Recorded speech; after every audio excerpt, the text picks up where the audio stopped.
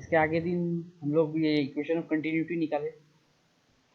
Sir mop up के बच्चे नहीं आ रहे हैं क्या क्लास में? अब नहीं आ रहे तो क्या कर सकते हैं, जो लोग आ रहे हैं आ रहे हैं। शायद इसमें से एक जन थी, ये अनिष्का, शायद मॉप अप की है ना अनिष्का? Yes sir. हाँ, अंशिका नाम है। अंशिका अंशिका आ रही है। बाकी लोग मैसेज देख रहे हैं लेकिन आ नहीं रहे।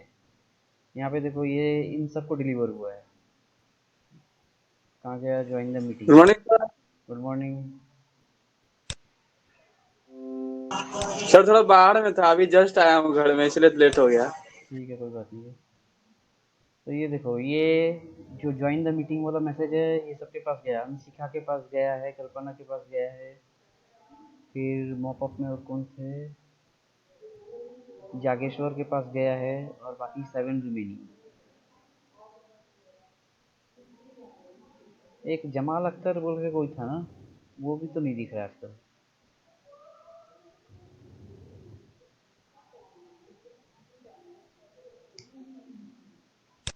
तो ठीक है, मॉपअप वाले साहब बहुत ब्रिलियंट है, उन लोग ऐसे ही पास हो जाएंगे एग्जाम में।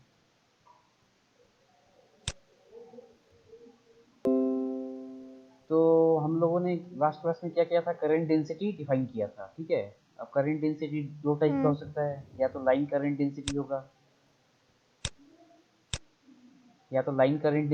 या वॉल्यूम करंट डेंसिटी होगा। जो वॉल्यूम करंट डेंसिटी है वो नॉर्मल करंट डेंसिटी जो हम लोग आगे से जानते हैं, लेकिन इस केस में हम लोग ये स्मॉल वॉल्यूम में निकालते हैं।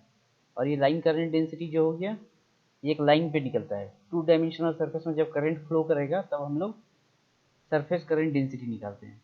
और उसको कैसे निकालते हैं, करंट अगर इस डायरेक्शन में फ्लो कर रहा है तो परपेंडिकुलर डायरेक्शन में करंट पर यूनिट लेंथ, ये हो गया हम लोग का सरफेस करंट डेंसिटी।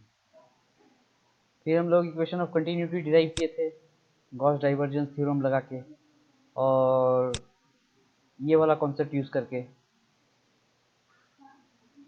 कि एक वॉल्यूम से डाइवर्जेंस जो हो रहा है करंट का, that should be equal to rate of change of total charge inside that volume. तो इससे हम लोग को ये इक्वेशन ऑफ कंटिन्यूटी मिला था। फिर हम लोग क्या टॉपिक को स्टडी करेंगे, उस टॉपिक के ऊपर गए। हम लोग के टॉपिक में क्या होता है, divergence of J is zero. इस चीज़ को हम लोग बहुत बार यूज करेंगे। Divergence of J is zero मतलब स्टेडी स्टेट कन्फिगरेशन हम लोग स्टडी करेंगे, जहाँ पे हम लोग का जे इज कांस्टेंट, ठीक है। जे चेंज नहीं होता विथ रिस्पेक्ट टू टाइम, यानी कि जे या फिर करंट हम लोग का कांस्टेंट रहता है। अगर करंट चेंज होगा तो उसके चलते एक टाइप का इलेक्ट्रिक फील्ड आएगा, तो हम लोग का इक्वेशन सब और कॉम्प्लिकेटेड हो जाएगा। इस सब चीज़ से हम लोग बाद में डील करेंगे कि अगर हम लोग का करंट भी चेंज हो रहा है तो क्या होगा, ये वाला नेक्स्ट मॉड्यूल में। तो पहले हम लोग स्टडी किए इलेक्ट्रोस्टैटिक्स, जहाँ पे हम लोग का इलेक्ट्रॉन स्टैटिक रहता है, तब कैसा फील्ड जनरेट होता है और उसके साथ क्या क्या हो रहा है वो सब हम लोग जाने, ठीक है। इसके बाद अभी नेक्स्ट केस में हम लोग एक कांस्टेंट करंट सोर्स के चलते कैसा मैग्नेटिक फील्ड प्रोड्यूस होता है और क्या क्या होता है उस फील्ड में, वो सारा प्रॉपर्टी निकालेंगे। उसके बाद हम लोग चेंजिंग इलेक्ट्रिक फील्ड में क्या होता है वो निकालेंगे, और चेंजिंग मैग्नेटिक फील्ड के केस में क्या होता है वो निकालेंगे,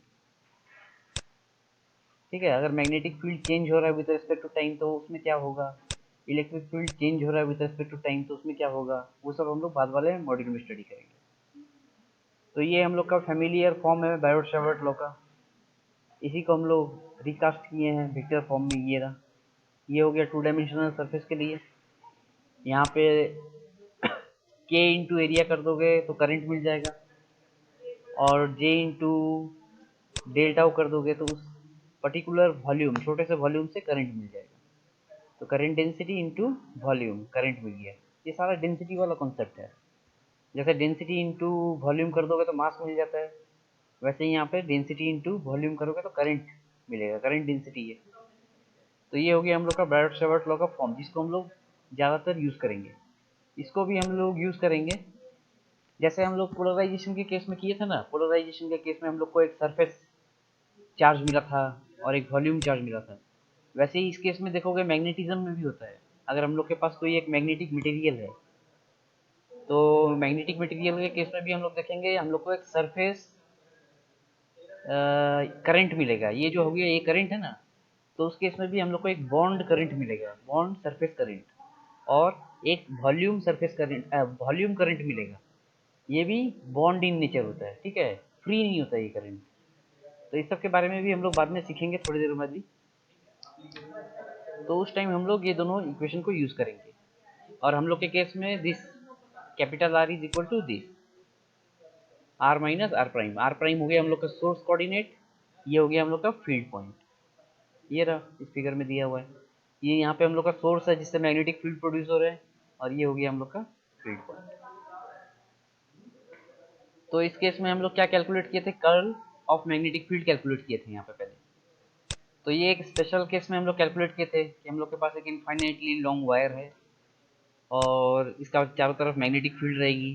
तो हम लोग एक सर्कुलर लूप डिफाइन किए ऑफ रेडियस आर, और इस पे चारों तरफ मैग्नेटिक फील्ड हम लोग को पता है क्या वैल्यू होती है, ये वैल्यू होती है।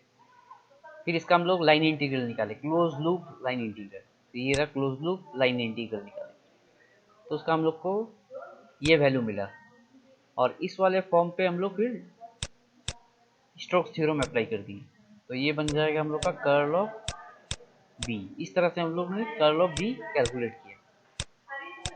ये हो जाएगा इंटू डी एस। जब इसको कन्वर्ट कर देंगे इंटीग्रेशन में, तो ये इस सरफेस के ऊपर हो जाएगा। ये जो सरफेस है यहाँ पे क्रॉस सेक्शनल सरफेस जो है, इस सरफेस के ऊपर हम लोग को इंटीग्रेशन करना पड़ेगा ये वाला कर्ल का। तो फिर हम लोगों ने करंट डेंसिटी को भी करंट को भी हम लोगों ने करंट डेंसिटी के फॉर्म पे एक्सप्रेस किया। तो करंट डेंसिटी के फॉर्म में हम लोग इस तरह से लिख सकते हैं इसको, और फिर इस दोनों इक्वेशन को हम लोगों ने यहाँ पे इक्वेट कर दिया। उससे हम लोग को ये डिफरेंशियल फॉर्म मिला। तो ये जो है ये हम लोग का एम्पेयर सर्किट लॉ है, और इसी को हम लोगों ने यहाँ पे डिफरेंशियल फॉर्म में एक्सप्रेस किया। अब नेक्स्ट हम लोग क्या करेंगे, डाइवर्जेंस ऑफ मैग्नेटिक फील्ड निकालेंगे। इसको हम लोग जनरल केस में निकालेंगे, कोई एक स्पेशल केस में नहीं निकाल रहे। अब एक मैग्नेट के चलते क्या होता है, मैग्नेट में क्या होता है, नॉर्थ और साउथ पोल दोनों होता है ना हम लोग का। अगर हम लोग के पास एक बार मैग्नेट है तो उसमें नॉर्थ और साउथ दोनों पोल होगा। तो इस केस में मैग्नेटिक फील्ड हम लोग का कैसे रहेगा, मोनोपोल एग्जिस्ट नहीं करता है, मैग्नेटिक मोनोपोल एग्जिस्ट नहीं करता है। जैसे चार्ज के केस में क्या होता है, हम लोग के पास नेगेटिव या पॉजिटिव चार्ज हो सकता है। मैग्नेट के केस में वैसा नहीं होता है, मैग्नेट के केस में हमेशा नॉर्थ और साउथ पोल रहेगा। तो इस केस में क्या होगा, हम लोग का मैग्नेटिक फील्ड यहाँ से निकलेगा और वापस साउथ में चला जाएगा, यहाँ से निकलेगा नॉर्थ से और साउथ में चला जाएगा, नॉर्थ से निकलेगा साउथ में चला जाएगा, सेम थिंग। तो इस मैग्नेटिक फील्ड का कहीं पे भी डाइवर्जेंस निकालोगे तो क्या होगा, जीरो हो जाएगा। कोई भी पॉइंट में डाइवर्जेंस निकालने जाओगे, सपोज यहाँ पे एक वॉल्यूम ले लेते हैं, तो क्या होगा, यहाँ पे देखो कितना फील्ड घुस रहा है, 1 2 3 4, चार मैग्नेटिक फील्ड लाइन घुस रहे हैं ना, और चार मैग्नेटिक फील्ड लाइन ही इससे बाहर निकल जा रहा है, 1 2 3 4, ना ज़्यादा ना कम। तो इस केस में क्या होगा, divergence of magnetic field inside this volume is zero. तो क्योंकि इसमें मोनोपोल एग्जिस्ट नहीं करता है, अगर सिर्फ हम लोग के पास नॉर्थ पोल होता है इसके अंदर, तो उस केस में क्या होता है, यहाँ से मैग्नेटिक फील्ड बाहर निकलता है, सिर्फ बाहर निकलता है इस केस में। लेकिन मोनोपोल एग्जिस्ट नहीं करता है, नॉर्थ के साथ हमेशा साउथ रहेगा। तो यहाँ पे साउथ पोल हमेशा रहेगा इसके साथ, तो जितना इसमें से बाहर निकलेगा उतना ही वापस अंदर आके घुस जाएगा इसके अंदर। तो इस केस में क्या हो जाएगा, हम लोग का डाइवर्जेंस हमेशा जीरो हो जाएगा। कोई नेट मैग्नेटिक फील्ड कोई एक वॉल्यूम से बाहर नहीं निकल सकता, क्योंकि मोनोपोल एग्जिस्ट नहीं करता। तो इसी चीज को हम लोग यहाँ पे इसमें प्रूफ करेंगे, ठीक है, मैथमेटिकली प्रूफ करेंगे कि divergence of magnetic field is always zero. तो हम लोग वही अपना पुराना कोऑर्डिनेट सिस्टम लेते हैं, हमेशा यही वाला कोऑर्डिनेट सिस्टम हम लोग यूज करेंगे। ये हो गया हम लोग का जे आर प्राइम कोऑर्डिनेट में है, ये हो गया हम लोग का सोर्स चलते मैग्नेटिक फील्ड प्रोड्यूस हो रहा है पॉइंट पी पे, ये हो गया हम लोग का फील्ड पॉइंट, ये हो गया वेक्टर आर, ठीक है। तो बायट शेवर्ट लॉ के तहत ये हो गया हम लोग का मैग्नेटिक फील्ड का एक्सप्रेशन। अब यहाँ पे कुछ चीजें ध्यान दो, ठीक है। ये जो है बी आर जो है ये हम लोग का फील्ड पॉइंट है, यहाँ पे हम लोग फील्ड मेजर कर रहे हैं ना। तो ये आर पॉइंट पे हम लोग फील्ड मेजर कर रहे हैं, किसके चलते मेजर कर रहे हैं, इस जे के चलते मेजर कर रहे हैं। तो यहाँ पे ये जो इंटीग्रेशन है ये हम लोग कहाँ पे कर रहे हैं, करंट सोर्स पे इंटीग्रेशन कर रहे हैं। ये हम लोग का करंट सोर्स हो सकता है यहाँ पे, तो इस सोर्स के ऊपर हम लोग ये इंटीग्रेशन कर रहे हैं। तो इंटीग्रेशन किस में हो रहा है, आर प्राइम कोऑर्डिनेट में हो रहा है। तो ये देखो जे प्राइम है, डेल्टा ओ प्राइम है, और इसके अंदर हम लोग का आर प्राइम कैसे है, R is equal to R minus R prime, ठीक है। तो इसके अंदर इस प्राइम कोऑर्डिनेट के ऊपर यहाँ पे इंटीग्रेशन हो रहा है। ये वाला चीज ध्यान देने वाला चीज है, ठीक है। तो अब हम लोग क्या करेंगे, ये देखो यहाँ पे वही चीज लिखा हुआ है, carried out over volume we of the source, ठीक है। आर का वैल्यू यहाँ पे दिया हुआ है ये है, और ये हो गया हम लोग का डेल्टा का वैल्यू। तो हम लोग क्या करते हैं, यहाँ पे डाइवर्जेंस ले रहे हैं, ठीक है। हम लोग को डाइवर्जेंस कैलकुलेट करना है। डाइवर्जेंस हम लोग कहाँ पे कैलकुलेट करेंगे, इस जगह पे कैलकुलेट करना है डाइवर्जेंस, फील्ड पॉइंट पे डाइवर्जेंस कैलकुलेट करना है, ठीक है। तो divergence with respect to field point, ठीक है। तो इसलिए ये विदाउट प्राइम है, यहाँ पे प्राइम नहीं है, ठीक है। तो ये विदाउट प्राइम है। क्यों विदाउट प्राइम है, क्योंकि हम लोग इसको फील्ड पॉइंट पे ले रहे हैं, यहाँ पे नहीं ले रहे हैं। यहाँ पे डाइवर्जेंस लेंगे तो प्राइम कोऑर्डिनेट आएगा, यहाँ पे डाइवर्जेंस ले रहे हैं तो it should not be prime coordinate, ये आर में होगा। तो यहाँ पे डाइवर्जेंस लिए तो मतलब क्या है, इसमें डाइवर्जेंस ले रहे हैं, तो यहाँ पे डाइवर्जेंस हो जाएगा हम लोग का, ठीक है। अब ये डाइवर्जेंस यहाँ पे इंटीग्रेशन किस में हो रहा है, प्राइम कोऑर्डिनेट में हो रहा है, ये अनप्राइम कोऑर्डिनेट है, दोनों एक दूसरे के इंडिपेंडेंट है। हम लोग का ये करंट सोर्स तो एक जगह फिक्स है, फील्ड पॉइंट हम लोग कहीं पे भी ले सकते हैं, यहाँ पे भी ले सकते हैं, मेरा मन हुआ तो यहाँ पे भी ले लिए, इसके साथ तो इसका कोई डिपेंडेंस नहीं है। लेकिन मैग्नेटिक फील्ड इस डिस्टेंस के ऊपर डिपेंड करेगा, है ना। तो यहाँ पे हम लोग जो डाइवर्जेंस ले रहे हैं that is independent of prime coordinate, इसलिए हम लोग इसको इंटीग्रेशन के अंदर ला सकते हैं बिना कोई दिक्कत के। तो अब हम लोग इस क्वांटिटी के ऊपर यहाँ पे इसका डाइवर्जेंस ले रहे हैं, ये डॉट प्रोडक्ट हो गया, ठीक है। अब हम लोग यहाँ पे वेक्टर आइडेंटिटी यूज करेंगे, ये वाला वेक्टर आइडेंटिटी दिया हुआ है थोड़े ऊपर सेकंड या थर्ड पेज में ही, ये वाला वेक्टर आइडेंटिटी दिया हुआ है। तो ये वेक्टर आइडेंटिटी हम लोग इसके ऊपर अप्लाई करेंगे। तो यहाँ पे हम लोग का ए और बी क्या है, ए हो गया ये वाला वैल्यू जे आर प्राइम, और बी हो जाएगा आर बाई आर क्यूब। तो ये वाला जो क्वांटिटी है ये हो गया हम लोग का बी, वेक्टर बी, ये हो गया वेक्टर ए, वेक्टर बी। तो अब इसको इस तरह ब्रेक करते हैं तो ये बी हो गया, बी का वैल्यू यहाँ पे लिखिए आर बाई आर क्यूब, ठीक है। उसके बाद क्या है, कर्ल ऑफ ए है, डॉट कर्ल ऑफ ए। तो कर्ल ऑफ ए क्या है, जे आर है, ये जे आर प्राइम, ठीक है। फिर उसके बाद इंटीग्रेशन होगा डेल्टा ऑफ प्राइम में, उसके बाद माइनस है ए हो गया हम लोग का ये वाला वैल्यू जे आर प्राइम, और उसके बाद है हम लोग के पास curl of B, dot curl of B. तो कर्ल ऑफ बी है आर बाई आर प्राइम, ये रहा आर बाई आर क्यूब, ये वाला वैल्यू लिख दिए। अब देखो, अब हम लोग क्या कर रहे हैं यहाँ पे, we know that divergence of 1 by R is equal to this value, ये वाला ऑलरेडी हम लोग 3-4 बार यूज कर चुके हैं इलेक्ट्रोस्टैटिक्स में। यहाँ पे अगर ये प्राइम कोऑर्डिनेट में रहेगा तो ये प्लस हो जाएगा, प्राइम कोऑर्डिनेट में नहीं है तो माइनस रहेगा, तो ये माइनस हो गया। ये देखो ये इस तरफ हो रहा है, तो जब भी हम लोग 1 बाई आर को डिफ्रेंशिएट करते हैं तो क्या होता है, हम लोग के पास एक नेगेटिव साइन आएगा, ये रहा नेगेटिव साइन आ रहा है इसलिए इसमें। लेकिन अगर हम लोग इसको आर प्राइम में करेंगे, ये जीरो नहीं होगा, प्राइम होगा यहाँ पे, ठीक है। आर प्राइम में करेंगे तो इसके चलते एक माइनस आएगा, ये माइनस और ये माइनस कैंसिल हो जाएगा, उस केस में ये हो जाएगा gradient of 1 by R is equal to R, vector R होगा यहाँ पे, सॉरी यहाँ पे एक और गलती है,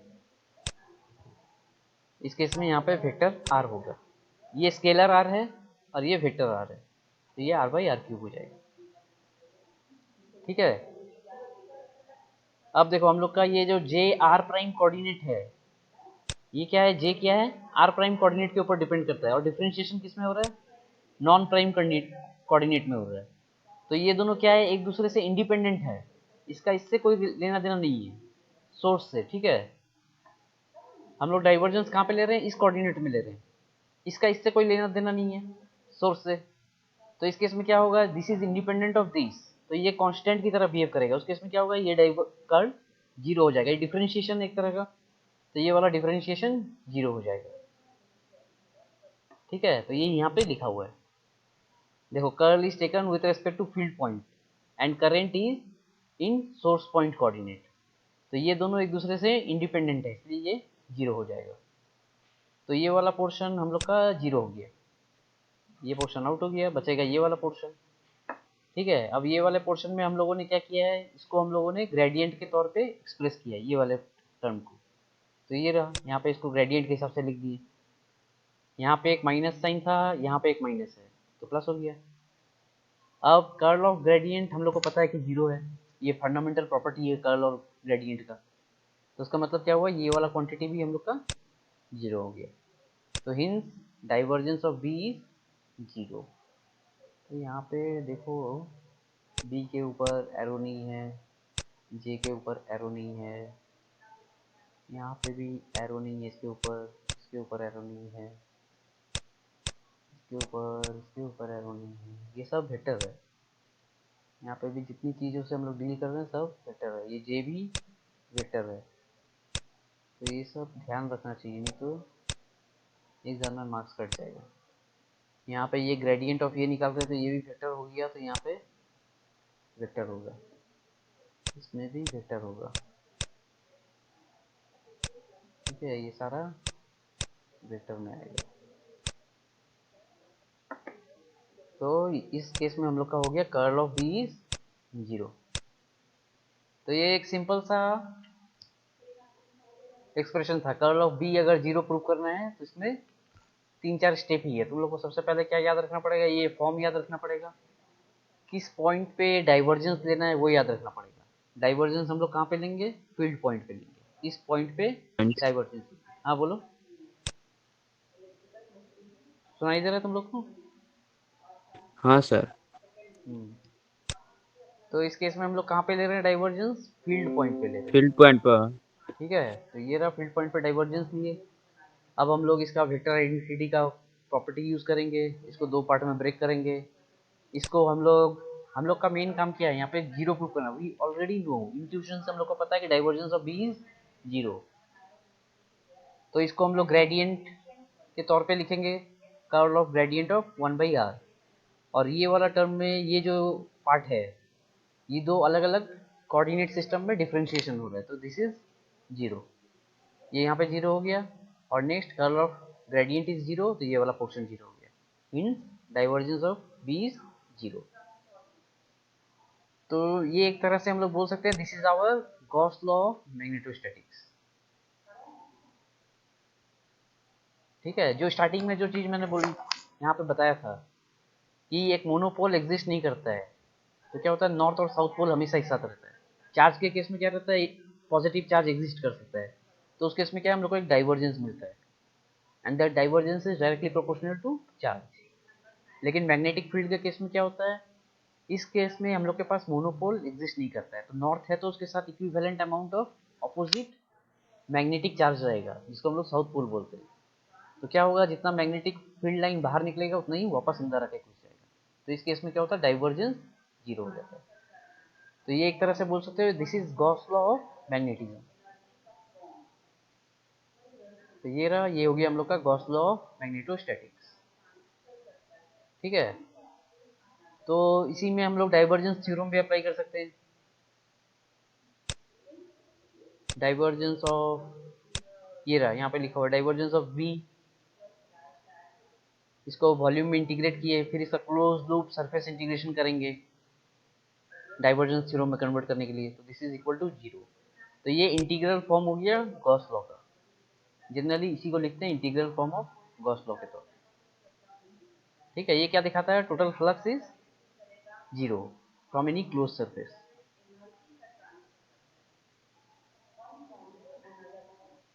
फिर वही ऑलमोस्ट सेम टाइप का कैलकुलेशन इस केस में भी होगा। इस केस में हम लोग क्या करेंगे, कर्ल ऑफ मैग्नेटिक फील्ड निकालेंगे, तो वही सेम एक्सप्रेशन यूज करेंगे।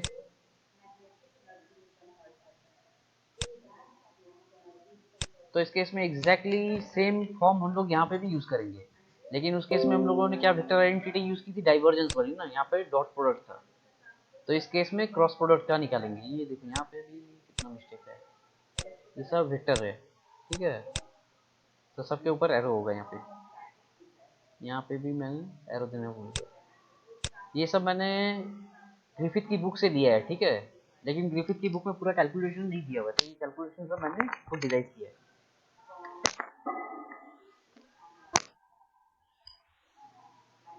तो अब हम लोग क्या कर रहे हैं, यहाँ पे कर्ल ले रहे हैं with respect to field point. जैसे वहां पे भी डाइवर्जेंस लिए थे with respect to field point, यहाँ पे हम लोग बी का कर्ल लेंगे with respect to field point. तो सेम फॉर्म, ये कर्ल है, कर्ल को हम लोग अंदर ले जा सकते हैं क्योंकि ये प्राइम कोऑर्डिनेट में हम लोग इंटीग्रेशन कर रहे हैं यहाँ पे। तो अब ये वाला जो एक्सप्रेशन है, इसको हम लोग इसके ऊपर अप्लाई करेंगे।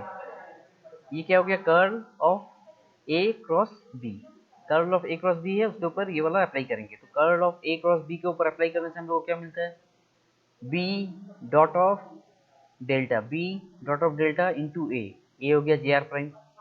फिर है माइनस ए की जगह जे आर प्राइम हो जाएगा। फिर ये हो गया delta R by R prime, B हो गया, बी हो जाएगा हम लोग का ये वाला क्वांटिटी, कहाँ गया हम लोग का, ये हो गया ए, ये हो गया बी।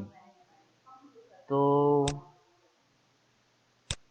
यहाँ पे आ गया बी, यहाँ पे आ गया ए, यहाँ पे आएगा ए, यहाँ पे आएगा बी। फिर उसके बाद हम लोग यहाँ पे लिखेंगे ए, जे हो गया हम लोग का इक्वल टू ए, ये हो गया ए, और ग्रेडियंट डाइवर्जेंस ऑफ बी निकालते हैं, डाइवर्जेंस ऑफ बी ये हो गया। फिर उसके बाद बी डाइवर्जेंस ऑफ ए, ये बी डाइवर्जेंस ऑफ ए। देखो यहाँ पे ये क्या है, डाइवर्जेंस ऑफ ए मतलब स्केलर बन गया, स्केलर को वेक्टर के साथ मल्टीप्लाई कर रहे हैं। यहाँ पे ये स्केलर हो गया, इसको वेक्टर के साथ मल्टीप्लाई कर रहे हैं। ठीक है, यहाँ पे ये जो डॉट प्रोडक्ट है ये स्केलर हो गया, ये डॉट प्रोडक्ट स्केलर हो गया। फिर इस स्केलर को इसके ऊपर ऑपरेट करवा रहे हैं। ये यहाँ पे देखो ये वाला किस टाइप का फंक्शन है, एक बार इसको समझ लो। ये वाला जो फंक्शन है, ये वाला फंक्शन कैसा हो गया हम लोग का, ए डॉट डेल्टा हो गया। तो इसका मतलब क्या हो गया हम लोग के पास, ये इस तरह से रहेगा, ए एक्स डेल डेल एक्स। ठीक है, यहाँ पे खाली रहेगा स्पेस, ये अब ऑपरेट करेगा इसके ऊपर। ठीक है, प्लस ए वाई डेल डेल वाई। ठीक है, तो ये वाला हम लोग का फॉर्म निकलेगा, this will operate on this thing. तो इसके बाद यहाँ पे हम लोग इसको लिखेंगे आर बाई आर क्यू, इसके ऊपर ये ऑपरेट करेगा इस तरह से। ठीक है, तो अब हम लोग क्या कर रहे हैं, यहाँ पे स्टेडी स्टेट से डील कर रहे हैं। ठीक है, since J R does not depend upon R, thus we have, ये वाला चीज हम लोग लिख सकते हैं, डाइवर्जेंस ऑफ जे जीरो हो जाएगा, क्योंकि ये आर प्राइम कोऑर्डिनेट में है और ये नॉन प्राइम कोऑर्डिनेट में। ये क्या है, डिफरेंशिएशन है बेसिकली, वेक्टर फॉर्म में एक डिफरेंशिएशन है। तो ये दोनों इंडिपेंडेंट कोऑर्डिनेट है, तो ये जीरो हो जाएगा। अब यहाँ पे देखो ये वाला जैसे मैंने यहाँ पे समझाया था, इसका क्या है, R by R cube dot delta. तो इस तरह का हम लोग को एक फंक्शन मिलेगा जो हम लोग का क्या है, नॉन प्राइम कोऑर्डिनेट में है, और जे आर क्या है, प्राइम कोऑर्डिनेट में। तो जब इसके साथ इसका डिफरेंशिएशन होगा तो ये जीरो हो जाएगा। तो ये तीनों कंपोनेंट के लिए ये वाला जीरो हो जाएगा। तो हम लोग का कौन कौन सा पोर्शन यहाँ पे जीरो हो जा रहा है, तो हम लोग का यहाँ पे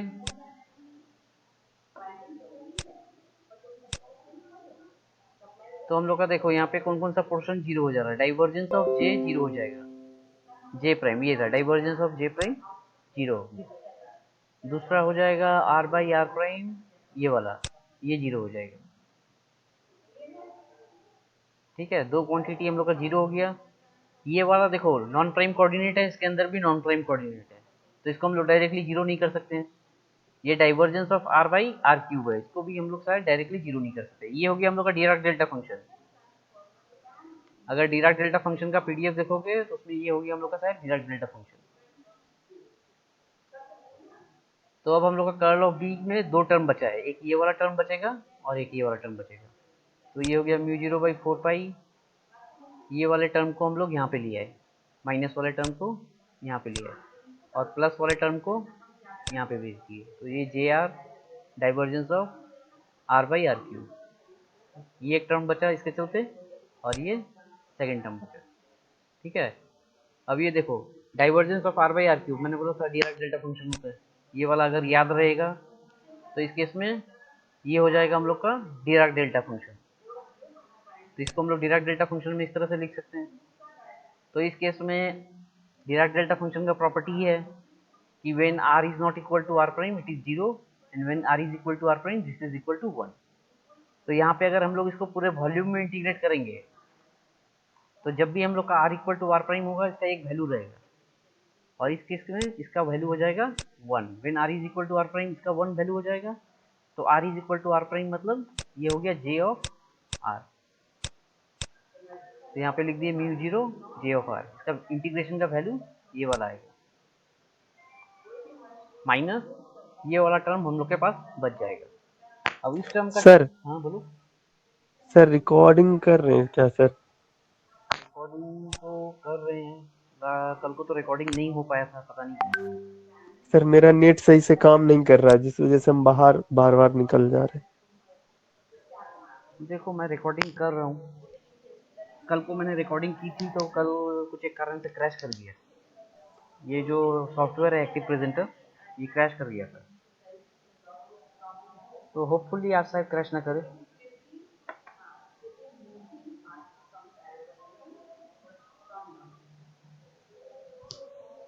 तो इस केस में देखो, ये वाला टर्म हम लोग को मिल गया म्यू जीरो जे टाइम, ठीक है। और यही वाला जो है ये हम लोग का अम्पेयर सर्किटल लॉ है, इससे आगे हम लोग किए ना ये वाला curl of B is equal to mu zero times J R, differential form में जो निकाले थे। आ गया, थोड़ा ऊपर चले जाते हैं, ये रहा, ये हम लोग का एम्पेयर लॉ निकाले थे हम लोग, तो वही वाला सेम फॉर्म आ गया। इसका मतलब क्या है, ये सेकंड क्वांटिटी हम लोग का जीरो हो जाएगा। तो इसको अब हम लोग कैसे जीरो करते हैं वो देखते हैं। अभी देखो यहाँ पे ये क्या है, आर, इसका डिफरेंशिएशन किस में होगा, आर पे होगा। आर में क्या क्या है, ये दो वैल्यू है, सिर्फ यही दो वैल्यू है, तो इस पे डिफरेंशिएट करो या इस पे डिफरेंशिएट करो, बात एक ही सेम वैल्यू आएगा, बस इसका साइन सिर्फ नेगेटिव या पॉजिटिव हो जाएगा। तो इस केस में हम लोग इसको क्या कर सकते हैं, प्राइम नॉन प्राइम कोऑर्डिनेट से प्राइम कोऑर्डिनेट में कन्वर्ट कर सकते हैं using this expression.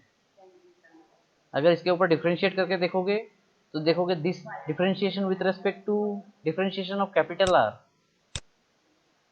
with respect to r is equal to minus of dr by dr prime, ठीक है, बिकॉज ऑफ दिस एक्सप्रेशन। तो हम लोग ये लिख सकते हैं, तो इसको नॉन प्राइम कोऑर्डिनेट को हम लोग प्राइम कोऑर्डिनेट में कन्वर्ट कर देंगे। तो इससे क्या है, अब हम लोग को थोड़ा सा सुविधा होगा कैलकुलेशन करने में। तो इसका वैल्यू क्या है, this is equal to this X minus X prime I, Y minus Y prime by J, Z minus Z prime K by R Q, ठीक है। अब हम लोग के पास क्या हुआ, इसको एक बार के लिए हम लोग भूल जाते हैं, यहाँ पे ये सब क्या क्वांटिटी है इसको एक बार के लिए भूल जाते हैं, सिर्फ ये स्केलर लेते हैं यहाँ पे, इसको इसके साथ मल्टीप्लाई करना है, इसको इसके साथ मल्टीप्लाई करना है, इसको इसके साथ मल्टीप्लाई करना है। तो ये मल्टीप्लीकेटिव फैक्टर यहाँ पे जो बचा हुआ है, सिर्फ इसी को हम लोग एक बार के लिए कंसीडर कर रहे हैं, देखने के लिए कि इसका वैल्यू क्या है, ठीक है। तो इस केस में हम लोग क्या कर रहे हैं, ये वाला फॉर्म यूज करेंगे, divergence of F dot A. F हो गया हम लोग का स्केलर, यहाँ पे इसको हम लोग स्केलर की तरह ट्रीट कर रहे हैं। ये जो आई कैप है इसको हम लोग एक बार के लिए साइड कर दिए, सिर्फ हम लोग ये स्केलर को देख रहे हैं। तो ये हो गया हम लोग का स्केलर, और ये हो गया हम लोग का वेक्टर यहाँ पे, ठीक है। तो हम लोग ये divergence of F dot A ये वाला फॉर्म इस पे यूज करेंगे, ठीक है। तो ये इस पे यूज कर रहे हैं, इस एक्सप्रेशन पे ये वाला फॉर्म यूज कर रहे हैं, तो इसको हम लोग इस तरह से ब्रेक कर सकते हैं। यहाँ पे हम लोग इसको, ये वाला टर्म कौन सा है, ये हो गया हम लोग का ये डॉट डेल्टा ऑफ स्केलर, ये हम लोग का स्केलर है, तो इसको हम लोग लिख सकते हैं डाइवर्जेंस ऑफ एफ ए। तो यहाँ पे कहाँ गया डाइवर्जेंस ऑफ, ये रहा, ये डाइवर्जेंस ऑफ एफ ए, यहाँ पे डाइवर्जेंस होगा एफ इंटू ए, ठीक है। उसके बाद है हम लोग का सेकंड टर्म है, एफ बाहर निकल गया माइनस हो जाएगा, ये इस तरफ चला जाएगा तो माइनस आ जाएगा, माइनस आ गया, ये हो गया हम लोग का एफ टर्म, और ये हो गया divergence of J, A is equal to J, तो ये हो गया हम लोग का डाइवर्जेंस ऑफ जे। अब हम लोग क्या कर रहे हैं, स्टेडी स्टेट केस में डील कर रहे हैं, तो स्टेडी स्टेट केस में क्या होगा, divergence of J is equal to zero, तो ये वाला टर्म हम लोग का जीरो हो जाएगा, हम लोग के पास क्या बचेगा, ये वाला टर्म बचेगा। अब ये क्या है, ये divergence of this term into delta O, ठीक है। तो यहाँ पे कहाँ हम लोग कर रहे हैं, वॉल्यूम इंटीग्रेशन कर रहे हैं ना, ये डेल्टा ओ प्राइम, तो इस टर्म को हम लोग वॉल्यूम इंटीग्रेशन करेंगे। यहाँ पे वॉल्यूम इंटीग्रेशन करेंगे तो हम लोग क्या कर सकते हैं, इसके ऊपर गॉस थ्योरम अप्लाई करके इसको सरफेस इंटीग्रल में कन्वर्ट कर सकते हैं।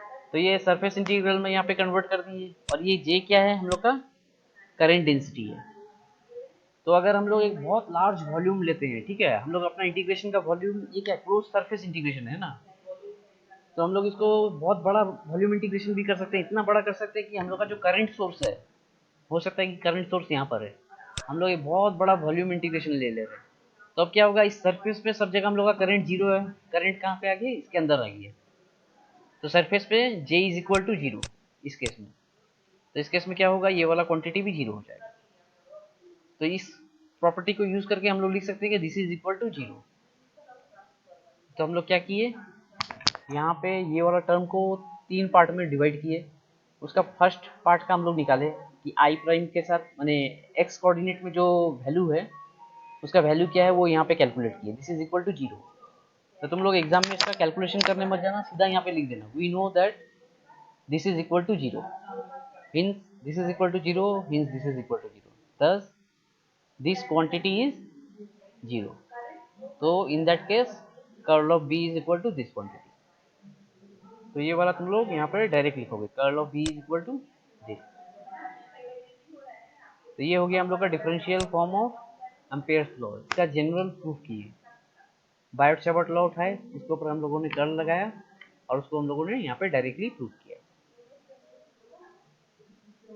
ठीक है, अब इसको हम लोग इंटीग्रल फॉर्म में भी लिख सकते हैं। इंटीग्रल फॉर्म में लिखने के लिए क्या करेंगे, फिर हम लोग यही स्टोक्स थ्योरम यूज करेंगे इसके ऊपर।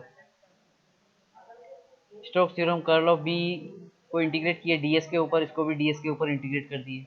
एरिया इंटीग्रेशन कर रहे हैं, तो यहाँ पे जिस एरिया के ऊपर इसको इंटीग्रेट कर रहे हैं उसी एरिया के ऊपर इसको भी इंटीग्रेट कर रहे हैं। तो इसको हम लोग स्टोक्स थ्योरम अप्लाई करके लाइन इंटीग्रल में लिख सकते हैं। ये लाइन इंटीग्रल हो गया। और ये जे डॉट डी एस ये क्या हो गया हम लोग का total current inside that surface. तो ये हो गया। So this is our integral form of Ampere's law.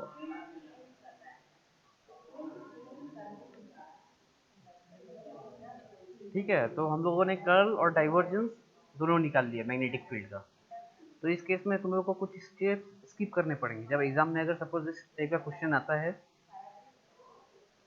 तो हम लोग क्या करेंगे, हम लोग ये वाला एक्सप्रेशन तो हम लोग को याद रखना ही पड़ेगा, we can not skip this. ये अच्छे से मेमोराइज करोगे, फिर ये डायग्राम मेमोराइज करोगे और यहाँ पे कर्ल लोगे with respect to B.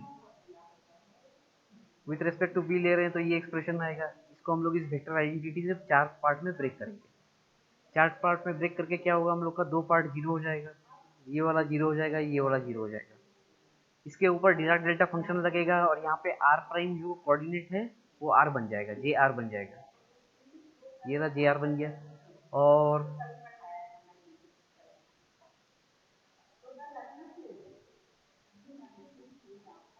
Four pi यहाँ से कैंसिल हो जाएगा, बचेगा हम लोग के पास सिर्फ म्यू जीरो। तो ये म्यू जीरो जे बच गया। अब यहाँ पे जो लास्ट टर्म हम लोग का बच जाएगा this is equal to zero. इसको तुम लोग डायरेक्ट भी लिख सकते हो, we know that this term is equal to zero, we can prove that this term is equal to zero. ठीक है, यहाँ पर डायरेक्ट इस स्टेप में लिख सकते हो। इसके बाद अगर कैलकुलेशन करना चाहो तो कर सकते हो, if you can memorise. If you cannot memorise तो इसके बाद डायरेक्ट यहाँ पे लिख दोगे कि we can show that this term is equal to zero, hence curl of B is equal to this. ये डिराक डेल्टा फंक्शन था, याद रखना पड़ेगा। तो this is our Ampere's law. तो ये सारा स्टेप स्किप हो जाएगा यहाँ तक। उसके बाद डायरेक्ट यहाँ पर लिखोगे this is equal to zero. तो this equation is differential form of Ampere's. तो यहाँ पे ये कुछ क्वेश्चन है, ये सब शायद तुम लोग कर चुके हो। एम्पियर्स लॉ लगाए हो ना, एम्पियर्स लॉ लगा के मैग्नेटिक फील्ड कैलकुलेट किए हो due to infinitely long wire, yes sir. Toroid के चलते, इनफाइनाइट शीट ऑफ करेंट। तो ये तीनों तुम लोग कैलकुलेट करोगे खुद से।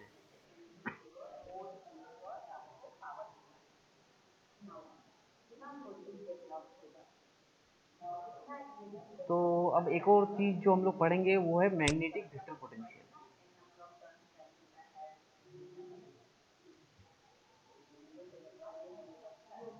तो जैसे हम लोग पहले वाले केस में क्या क्या किए थे, इलेक्ट्रोस्टैटिक्स के केस में हम लोगों ने निकाला था कर्ल ऑफ ई, निकाला था ना।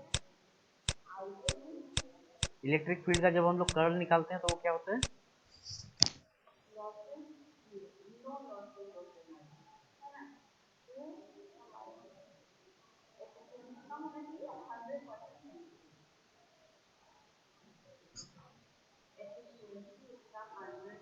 तो उस केस में हम लोगों ने क्या निकाला था, curl of E is equal to zero. Electric field के केस में हम लोग को मिला था curl of E is equal to zero. और हम लोग को पता है कि curl of gradient is always 0, है ना। यहाँ पे ये जो ग्रेडियंट निकालते हैं किसके ऊपर निकालते हैं, स्केलर फंक्शन पे। तो इसलिए हम लोगों ने ई को एज अ स्केलर एक्सप्रेस किया था, ग्रेडियंट ऑफ अ स्केलर। तो इससे हम लोग को क्या मिला था, कुछ एडवांटेज मिला था। ये स्केलर को क्या है, हम लोग नॉर्मली ऐड कर सकते हैं, वेक्टर एडिशन नहीं करना पड़ता है। इलेक्ट्रिक फील्ड के केस में क्या है, हम लोग को हमेशा वेक्टर एडिशन करना पड़ता है, और इस केस में क्या है, स्केलर के केस में नॉर्मल एडिशन करोगे तो भी काम चल जाएगा।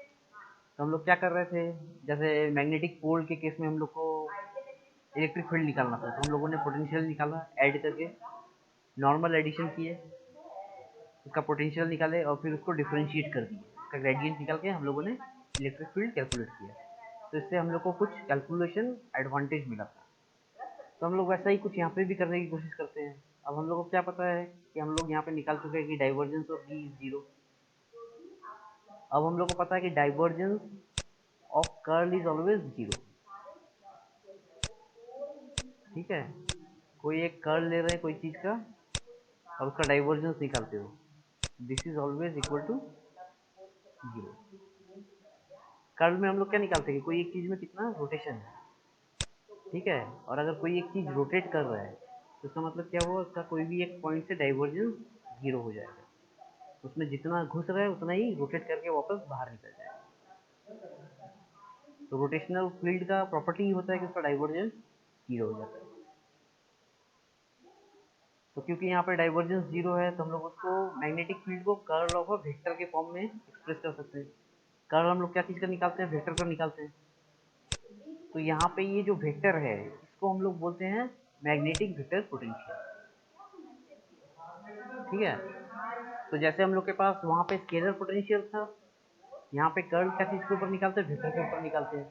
तो यहाँ पे हम लोग मैग्नेटिक फील्ड को एक पोटेंशियल के तौर पे एक्सप्रेस कर सकते हैं, लेकिन this potential is vector potential not scalar potential. तो इस पोटेंशियल को हम लोग बोलते हैं मैग्नेटिक वेक्टर पोटेंशियल, ठीक है। तो यही है हम लोग का मैग्नेटिक वेक्टर पोटेंशियल। तो एक इलेक्ट्रिक स्केलर पोटेंशियल होता है, दूसरा हो गया मैग्नेटिक वेक्टर पोटेंशियल। अब यहाँ पे हम लोग को ये जो पोटेंशियल मिला ये किस फॉर्म में है, वेक्टर फॉर्म में। इस केस में हम लोग को क्या मिला था, स्केलर फॉर्म में मिला था। तो हम लोग क्या कर रहे थे, नॉर्मली इसको एड अप कर पा रहे थे। यहाँ पे हम लोग को क्या मिल रहा है, वेक्टर फॉर्म में मिल रहा है। तो इसको अब हम लोग को जब एडिशन करना होगा तो क्या करेंगे, हम लोग वेक्टर फॉर्म में ऐड करेंगे। तो इससे क्या है, हम लोग को बहुत ज़्यादा कुछ सुविधा नहीं मिल रही है। यहाँ पे मैग्नेटिक फील्ड भी बेटर है, ये भी बेटर है, तो कुछ खास एडवांटेज नहीं हो रहे हैं। तो इसलिए तुम लोग देखोगे जनरली हम लोग मैग्नेटिक वेक्टर पोटेंशियल को उतना ज़्यादा यूज़ नहीं करते, लेकिन ये हम लोग के सिलेबस में है, ये एक इम्पॉर्टेंट चीज़ है, इसका बहुत सारी जगहों पे बहुत सारा काम लगता है। तो इसके बारे में भी हम लोग पढ़ेंगे और उसके ऊपर बाउंड्री कंडीशन निकालेंगे, वेक्टर पोटेंशियल के ऊपर किस तरह का बाउंड्री कंडीशन लगता है, ठीक है। तो अब अगर वेक्टर पोटेंशियल के फॉर्म में हम लोग एम्पेयर्स लॉ लिखना चाहें तो कैसे लिखेंगे, हम लोग का एम्पेयर्स लॉ डिफरेंशियल फॉर्म में ये है, curl of B is equal to mu 0 times current in. तो इसी में हम लोग ये बी की जगह कर्ल ऑफ ए लगा देते, कर्ल ऑफ ए लगा दिए, तो उसके जब ब्रेक करोगे तो ये फॉर्म में मिलेगा, ठीक है। अब हम लोग क्या है, यहाँ पे ये जो ए है इसको हम लोग आर्बिट्रेरीली चूज कर सकते हैं, ये हम लोग के पास चॉइस रहता है। तो हम लोग क्या करते हैं, ऐसा वेक्टर पोटेंशियल चूज करेंगे हमेशा इसका डाइवर्जेंस 0। तो वैसा अगर हम लोग पोटेंशियल चूज करते हैं तो उस केस में क्या होगा, ये वाला एक्सप्रेशन इस टाइप का हो जाएगा। और ये वाला जो चॉइस है इसको हम लोग बोलते हैं कूलॉम गेज, ठीक है। और भी बहुत सारा टाइप का चॉइस होता है, किसी में हम लोग कुछ और क्वांटिटी को 0 कर सकते हैं, इसको हम लोग थोड़ा इंडिपेंडेंटली सेलेक्ट कर सकते हैं वेक्टर पोटेंशियल।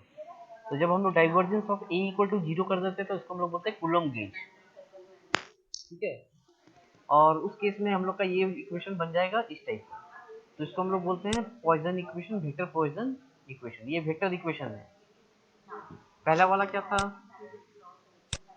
हम लोग का डेल्टा स्क्वायर हो रहा था स्केलर के ऊपर, अब ये वेक्टर के ऊपर हो रहा है। तो इसमें हम लोग को 3 अलग अलग कंपोनेंट मिलेंगे, यहाँ पे जे भी वेक्टर है तो 3 अलग अलग कंपोनेंट मिलेंगे, एक्स का एक कंपोनेंट, वाई डायरेक्शन में एक कंपोनेंट, जेड डायरेक्शन में एक कंपोनेंट। तो ये सिंगल इक्वेशन नहीं है, दिस इज 3 इक्वेशन। और इसी को स्केलर फॉर्म में अगर लिखना चाहोगे तो इसको अपने अपने कोऑर्डिनेट में ब्रेक करना पड़ेगा। ये रहा, इसका ये फर्स्ट कंपोनेंट ये हो गया, ये अब स्केलर इक्वेशन हो गया। जैसे हम लोग के पास पहला स्केलर इक्वेशन था वैसा ही स्केलर इक्वेशन हो गया। ये सेकंड वाला सेकंड स्केलर इक्वेशन हो गया, थर्ड वाला थर्ड स्केलर इक्वेशन। तो अब जैसे हम लोग आगे डील किए थे सेम उसी टाइप के इसमें भी डील करेंगे, ठीक है। तो जहाँ पे हम लोग का जे 0 हो जाएगा उस केस में ये एक्सप्रेशन रहता है हम लोग का पॉइसन इक्वेशन का इलेक्ट्रोस्टैटिक्स में, और उसका सॉल्यूशन रहता है इस फॉर्म में।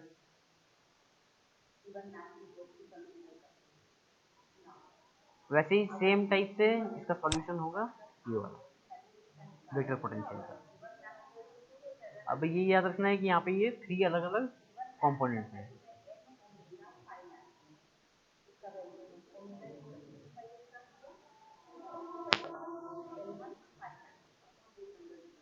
तो नेक्स्ट क्लास में हम लोग इसका ये सॉल्यूशन देखेंगे कि वेक्टर पोटेंशियल का सॉल्यूशन कैसे निकाला जाता है, और फिर हम लोग देखेंगे कि कैसे मैग्नेटिक पोटेंशियल कैलकुलेट कर सकते हैं हम लोग कुछ कुछ सिमेट्रिक सिस्टम के लिए, ठीक है। जैसे एक इनफाइनेटली लॉन्ग सोलेनोइड हुआ उसके लिए कैलकुलेट कर सकते हैं, फिर एक वायर के लिए हम लोग वेक्टर पोटेंशियल कैलकुलेट कर सकते हैं। तो ये सारा हम लोग वेक्टर पोटेंशियल कैलकुलेट करेंगे लॉन्ग सोलेनोइड और वायर के चलते। ये सारे एग्जांपल तुम लोग के उसके इसमें दिए हुए हैं ग्रिफिथ की बुक में, लेकिन ये सब कैलकुलेशन हम लोग करेंगे। ये रहा एक सर्कुलर लूप के चलते वेक्टर पोटेंशियल क्या है ये सब कैलकुलेट करेंगे। तो ये सारा करने के बाद हम लोग का ये वाला पोर्शन भी कंप्लीट हो जाएगा। तो नेक्स्ट क्लास में हम लोग इससे डील करेंगे। तो अभी तुम लोग यहाँ तक पढ़ो कि ये वेक्टर पोटेंशियल क्या है और पॉइसन इक्वेशन कहाँ तक आया। नेक्स्ट क्लास में हम लोग इसका सॉल्यूशन करेंगे। तो किसी को जी सर। हाँ किसी को कोई चीज़ लेके डाउट? सर ये एक मैसेज ग्रुप में आया है कि ये वर्ल्ड संघाई में कोई कंपटीशन होने वाला है, उसमें रजिस्ट्रेशन करने के लिए बोला जा रहा है। तो तुम्हारे दिमाग में पूरे क्लास में वो शंघाई घूम रहा था क्या? क्या सर? पूरे क्लास में शंघाई घूम रहा था क्लास में? No sir. वेक्टर पोटेंशियल वो ये सब कुछ पढ़े कि नहीं पढ़े, कुछ समझ हाँ ध्यान सर, दिए? कल ही हम देखे, तो पहले ही सोच लिए थे कि सर से आज पूछना है। जो कल आप मैसेज किए थे ना सर, तो क्लास में कोई आगे भी आना चाहिए था, आगे कंपटीशन। आके पूछते ये वाला चीज। क्या सर? तो वो स्किल इंडिया का कोई कंपटीशन है ना, उसमें पार्टिसिपेट करना पड़ेगा, फिर वहां से स्टेट लेवल में किसी एक जन को सिलेक्ट किया जाएगा शायद। तो सर ये कंपलसरी है क्या? कंपलसरी नहीं है, तुमको अगर शंघाई जाने का मन है, तुम्हारे पास बहुत अच्छा कुछ आइडिया है तो you can present your idea. Compete करोगे, हाँ पूरे सर। बिहार लेवल पे कम्पीट करोगे, सारे इंजीनियरिंग कॉलेज से आएंगे। उसमें से अगर सर, तुम्हारा प्रोजेक्ट सिलेक्ट हो जाता है तो you will represent your state और your sir country. Darbhanga college में शायद करवाया जा रहा है। करवाया जा रहा है। देखो इसमें तुम्हारा स्टूडेंट को पार्टिसिपेट करना है, ठीक है, फैकल्टी पार्टिसिपेट नहीं करेंगे। तो तुम्हारे पास अगर कोई अच्छा आइडिया है, क्या चीज क्या टॉपिक लेके है वो वाला? वो था सर नेहरू के पास, नेहरू जी पे बोल रहा था कुछ युवा संघ पे युवा संघ में नहीं, दरभंगा में। कुछ कुछ एक हाँ टॉपिक होगा ना, मतलब क्या टॉपिक है? कुछ एक इनोवेटिव सर, आइडिया के ऊपर हम होगा या फिर? दरभंगा एक एक मेरा दोस्त है दरभंगा में, मतलब एडमिशन लिया एलई से, वो उसका देखे थे सर। तो वो मतलब नेहरू जी पे कुछ बोल रहा था, थोड़ा सा ही सुने थे। तो इसका ब्रोशीरो डाउनलोड करो, देखो उसमें क्या लिखा हुआ है, क्या टॉपिक है, क्या करना है उसमें, वो सब पता करो पहले। ठीक है, वो जो वेबसाइट है एड्रेस दिया वो वेबसाइट पे जाओ, उसमें जाके खोजो, उसमें डिटेल्स खोजो।